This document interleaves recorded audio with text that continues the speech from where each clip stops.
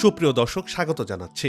ঢাকা পুরাতন এই শহরটির বয়স বাড়ার সাথে সাথে তার ঐতিহ্য হারাতে বসেছে, পেয়েছে নতুন তকমা, জুটেছে যানজটের শহরের খেতাব। এই জটের নগরীর কারণে দেশের অর্থনীতিও ক্ষতিগ্রস্ত হচ্ছে। যদিও সময় গড়িয়ে তিলোত্তমায় ঢাকা মেগাসিটি হয়েছে, এই মহানগরের যানজট নিরসনে নানা উদ্যোগ নিয়ে তা একে একে বাস্তবায়ন করছে সরকার। ঢাকার গণপরিবহনকে লন্ডনের আদলে গড়ে তুলতে চাইছে, কিন্তু কিভাবে, কি ব্যবস্থা চালু হচ্ছে, এসব প্রশ্নের উত্তর সহ ঢাকার আধুনিক যোগাযোগ ব্যবস্থার আদ্যপান্ত নিয়ে সাজিয়েছি এবারের পর্বটি। বিস্তারিত জানতে পুরো ভিডিওটি দেখুন। দর্শক, চলুন চলে যাই মূল ভিডিওতে।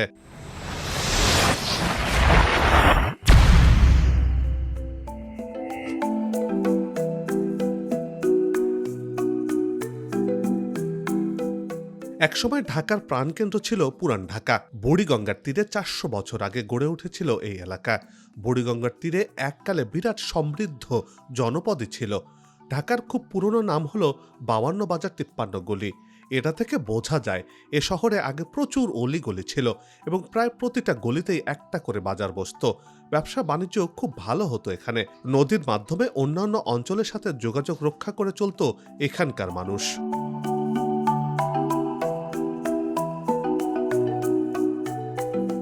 ধীরে ধীরে এই ঢাকার জনসংখ্যা বাড়তে থাকে, বড় হতে থাকে শহরের কলেবর। সময় গড়িয়ে যাওয়ার সাথে সাথে রং বদলেছে। নদীর ধারের এই শহর হয়েছে মেগা সিটি। বিশ্বব্যাংকের গবেষণার তথ্য বলছে, ঢাকায় যানবাহনের গড় গতি ঘন্টায় মাত্র ৬.৪ কিলোমিটার, যা হাঁটার গতির চেয়ে সামান্য বেশি। যানজটের কবলে পড়ে দৈনিক ৩২ লাখ কর্মঘণ্টা অপচয় হচ্ছে। সেই হিসেবে ঢাকার যানজটের কারণে বছরে প্রায় ৩.৮ বিলিয়ন মার্কিন ডলারের সমপরিমাণ ক্ষতির কথা বলছে বিশ্বব্যাংকের গবেষণা প্রতিবেদনটি।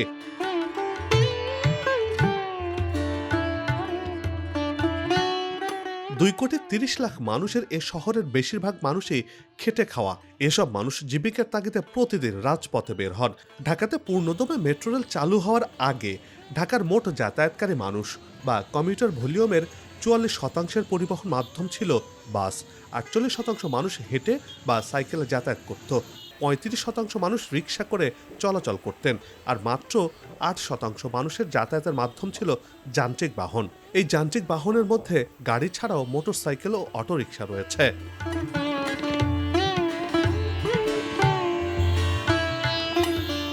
যানবাহনের গগন বিদারী হর্নের আওয়াজ আর অ্যাম্বুলেন্সের সাইরেনের শব্দে শব্দ দূষণের ঢাকা নগরী। ঢাকা সময়ের সাথে সাথে পাল্টেছে। কেউ একে সিঙ্গাপুর বানানোর মোহনীয় স্বপ্ন দেখি, আবার কেউ একে তিলোত্তমা বানানোর কথা বলি। কিন্তু ঢাকা ঢাকাই থেকে যাচ্ছে, দিনকে দিন বসবাসের উপযোগ্যতা হারাতে বসেছে।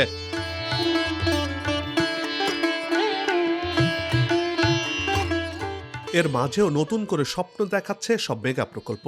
এই নগরের যানজট আর গণপরিবহনকে শৃঙ্খলায় ফেরাতে নানা উদ্যোগ নিয়ে তা বাস্তবায়নের পথে হাঁটছে বর্তমান সরকার। নগরবাসীর জন্য যানজটমুক্ত, আরামদায়ক গণপরিবহন ব্যবস্থা নিশ্চিত করতে মেট্রো রেলের যাত্রা শুরু হয়েছে। এর মধ্যে উত্তরা থেকে মতিঝিল পর্যন্ত যানজট মুক্ত, দ্রুত সময়ে আরামদায়ক যাত্রা করছেন এই নগরের মানুষ। এতে করে খানিকটা স্বস্তি নিয়ে চলাচল করতে পারছেন এই নগরবাসী।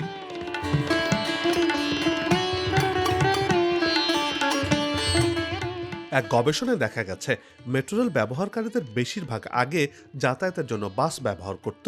বাস ছেড়ে মেট্রো রেলে এসেছেন ৫৯.৪১%। এর পরে রয়েছে সিএনজি চালিত অটোরিকশার যাত্রী, সেই সংখ্যা ১৪.৯৬%। এই সংখ্যক যাত্রী মেট্রো রেল চালুর আগে সিএনজি চালিত অটোরিকশায় চলাচল করতেন।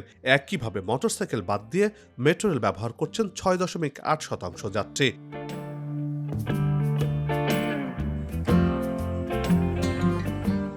রিকশা ব্যবহারকারীদের মধ্যে ৫.৩% মানুষ মেট্রো রেল ব্যবহার করছেন। ৪.৫১% মানুষ আগে প্রাইভেট কার ব্যবহার করতেন। ৬.০৮% মেট্রো রেল যাত্রী যাতায়াতের জন্য আগে রাইড শেয়ার ব্যবহার করতেন।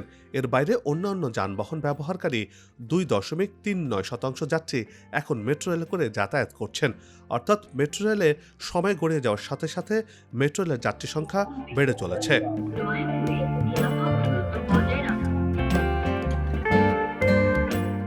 এতে গেল মাত্র একটি রুটে যাতায়াতের চিত্র।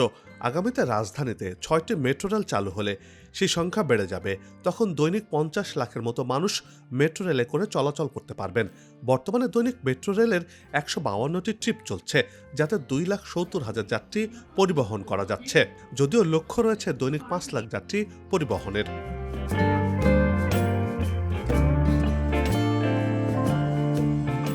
বিশেষজ্ঞরা বলছেন, আগামীতে মেট্রো রেলের সময় বাড়ানো হলে, অর্থাৎ সকাল থেকে মাঝরাত পর্যন্ত মেট্রো রেল চললে লক্ষ্যমাত্রা পূরণ হবে। অন্যদিকে এই নগরের মানুষও আরামদায়ক যাত্রা করতে পারবেন। ২০৩০ সালের মধ্যে সবগুলো রুটে মেট্রো রেল চালু হলে সত্যিকারের গণপরিবহন ব্যবস্থা আধুনিক হবে। দেশের মানুষ উন্নত বিশ্বের মতো ঢাকাতেও সেই সেবা পাবে।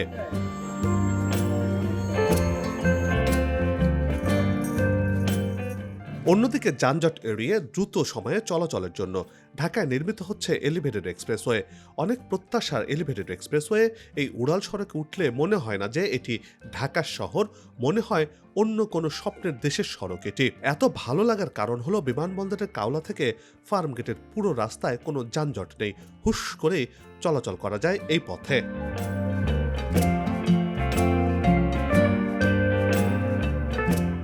দেশের প্রথম এই এলিভেটেড এক্সপ্রেসওয়েটি বিমানবন্দর থেকে চট্টগ্রাম রোডের কুতুবখালী পর্যন্ত নির্মিত হচ্ছে। ২৭ কিলোমিটার দৈর্ঘ্যের ঢাকা এলিভেটেড এক্সপ্রেসওয়ে। এই উড়াল সড়কে ওঠানামার জন্য ৩১টি র্যাম্প রয়েছে। এই র্যাম্প সহ এলিভেটেড এক্সপ্রেসওয়ের মোট দৈর্ঘ্য হচ্ছে ৪৬.৭৩ কিলোমিটার।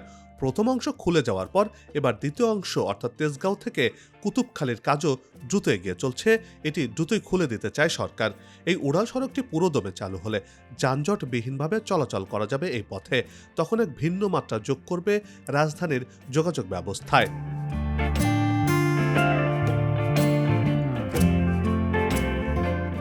মেট্রো রেল স্বস্তিদায়ক হলেও উত্তরা, মিরপুর, ফার্মগেট, মতিঝিল বাদে বাকি সবগুলো রুটে আগের মতোই বাস চলছে, যার কারণে যানজট যেন পিছু হটার নামই নেই।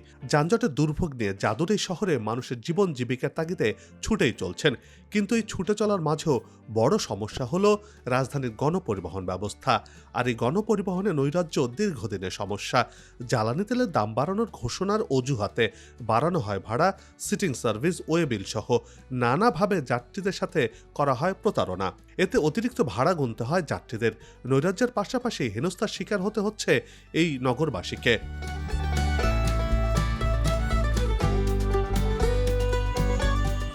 ঢাকার রাস্তায় নামলেই দেখা মেলে লক্কর ঝক্কর বাসের।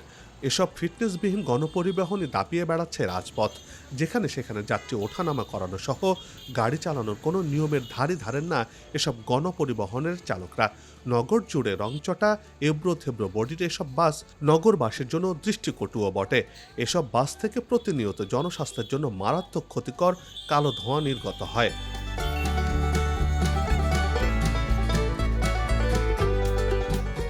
আর গাড়ির এসব কালো ধোঁয়া রাজধানীতে দূষণের অন্যতম কারণের মধ্যে একটি। অভিযোগ রয়েছে এসব বাসের অধিকাংশ চালকেরই প্রকৃত লাইসেন্স নেই। এসব কারণে বর্তমানে রাজধানীতে সড়ক দুর্ঘটনাও বৃদ্ধি পেয়েছে। বাসগুলোর অসুস্থ প্রতিযোগিতামূলক গাড়ি চালানো এর মূল কারণ বলে মনে করছেন নগর বিশ্লেষকরা। মোটা দাগে বলতে গেলে রাজপথে গণপরিবহনে নৈরাজ্য চলছে।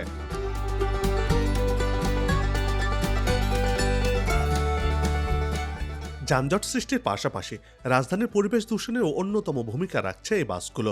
পরিসংখ্যান বলছে ২৫% বায়ু দূষণ হচ্ছে যানবাহন থেকে নির্গত কার্বন মনোঅক্সাইড, কার্বন ডাই অক্সাইডের কারণে।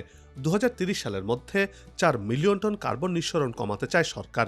সে লক্ষ্য বাস্তবায়নে সড়ক পরিবহন খাতে ন্যূনতম ৩০% পরিবহনকে বৈদ্যুতিক গণপরিবহনে রূপান্তরের সিদ্ধান্ত বাস্তবায়ন করতে চায় সরকার।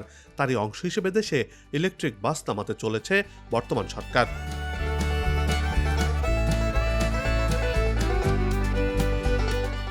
রাজধানী ঢাকার গণপরিবহনে নতুন করে আরেক অভিজ্ঞতা যুক্ত হতে যাচ্ছে।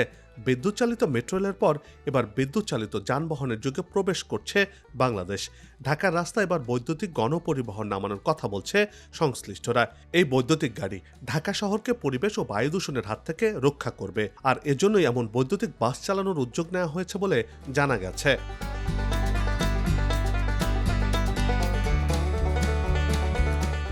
চলতি বছরে বিআরটিসি বহরে ১০০টি দোতলা বৈদ্যুতিক বাস যুক্ত হতে যাচ্ছে। এর মধ্যে ৮০টি ঢাকা মহানগরীতে আর বাকি ২০টি চট্টগ্রামে চলাচল করবে, যা বাংলাদেশ সড়ক পরিবহন কর্পোরেশন বা বিআরটিসি পরিচালনা করবে বলে জানা গেছে। এই বৈদ্যুতিক গাড়ির মাধ্যমে ঢাকাকে পরিবেশ বান্ধব শহর হিসেবে এগিয়ে নেওয়া সহজ হবে বলে মনে করছে দুই সিটি কর্পোরেশন। বায়ু দূষণ থেকে খানিকটা হলে মুক্ত হবে রাজধানী ঢাকা।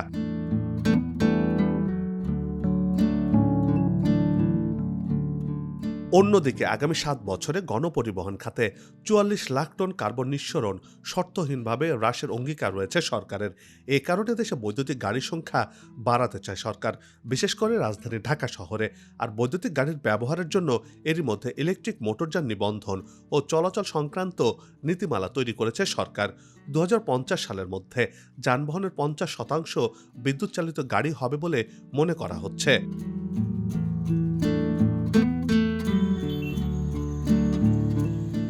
মেগাই শহরের গণপরিবহনকে শৃঙ্খলাবদ্ধ আর গণবান্ধব করতে নানা উদ্যোগ নিয়েছে সরকার।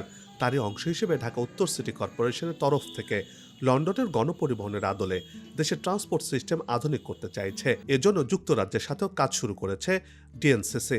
লন্ডন শহরে বাস ফ্রাঞ্চাইজি মডেল ও ট্রাফিক সিগন্যাল সিস্টেমের অভিজ্ঞতার আলোকে কার্যক্রম গ্রহণ শুরু করেছে এই উত্তর সিটি কর্পোরেশন। এতে করে রাজধানী ঢাকা স্মার্ট সিটি হিসেবে গড়ে উঠবে বলে মনে করছে উত্তর সিটি কর্পোরেশন। এজন্য যুক্তরাজ্য সরকারের ফরেন কমনওয়েলথ অ্যান্ড ডেভেলপমেন্ট অফিসের সাথে ডিএনসিসি সমঝোতা চুক্তিও হয়েছে।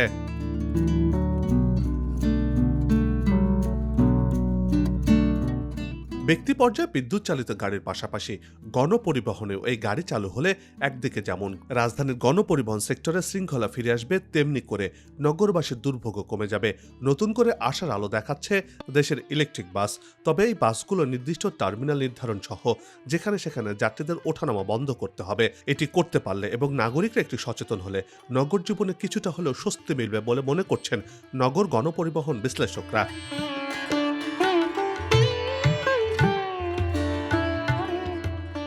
আসুক নতুন দিন, লাগু খাওয়া উন্নয়নের পালে, এমন প্রত্যাশা রেখে পর্ব থেকে বিদায় নিচ্ছে। তবে যাবার আগে সে একই অনুরোধ, যেখানে সেখানে ময়লা আবর্জনা ফেলবেন না, পরিবেশের ক্ষতি করবেন না, অযথা হর্ন বাজাবেন না। আপনার দেশের সৌন্দর্য রক্ষায় পোস্টার লাগানো থেকে বিরত থাকুন। চ্যানেলটিতে যদি নতুন হয়ে থাকেন আর ভিডিওটি ভালো লাগে, তাহলে চ্যানেলটি সাবস্ক্রাইব করে ভালোবাসায় আবদ্ধ করবেন। ভালো লাগা না লাগার বিষয়টি কমেন্টে লিখে জানাবেন। কি ধরনের ভিডিও দেখতে চান তাও জানানোর অনুরোধ রইল। আগামীতে আবারও দেখা হবে নতুন কোনো জায়গা, তথ্য, ইতিহাস আর উন্নয়ন চিত্র নিয়ে। নিজে ভালো থাকুন, দেশকে ভালো রাখুন, আমাদের সাথেই থাকুন, দেখতে থাকুন দেশের এগিয়ে যাওয়ার চিত্র। ধন্যবাদ।